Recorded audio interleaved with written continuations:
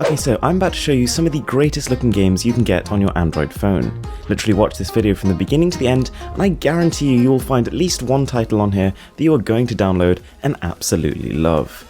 With that being said, sit back, relax, and enjoy the show. So we're going to kick things off with epic Citadel. Whilst technically speaking it's not really a game, there aren't any objectives as such, it's a glorious thing to explore. You simply travel around the environments, taking in the sights and just being amazed at how it works on a mobile platform. It's running off Unreal Engine 3, the same engine that often powers a lot of the PlayStation 4 titles you see, and they've just recently added a new ultra high quality tier to really test your smartphone. So next up is ShadowMatic, an almost complete departure from the previous game in that it's entirely linear. You travel through a set of levels with the objective of trying to manipulate these objects so that their shadows form a certain shape on the wall. It's not only a challenging and intriguing game, but it's bordering on photorealism. Given that there aren't any sort of moving vast landscapes to render, the game can really focus on making the few objects that are present incredibly detailed, and the lighting is spectacular. So next up we've got Lords of the Fallen, which is admittedly bordering on the expensive side of things.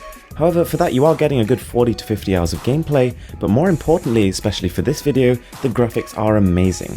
This runs at a smooth 60 frames per second if you've got a fairly high-end device, and for the most part I kind of forgot I was playing a mobile phone game and was being thrown back to when I was going through Dark Souls 3. In terms of the way the game plays out, the best way to describe it is Android's answer to Infinity Blade on iOS, which is to say you've got a fair bit of control over your character and degrees of motion, but it's far from being an open world game. It's not like you can just explore any point you want to. So then we've got CarX Drift Racing, which I'm a little bit surprised by.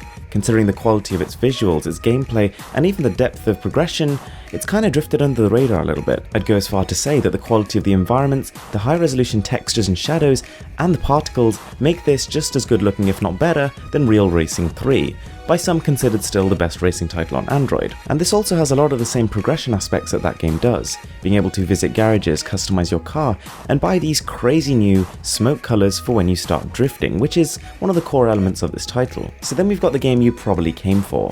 It's an absolute bombshell, and to be honest I'm amazed that at the time of downloading it only had 10,000 downloads.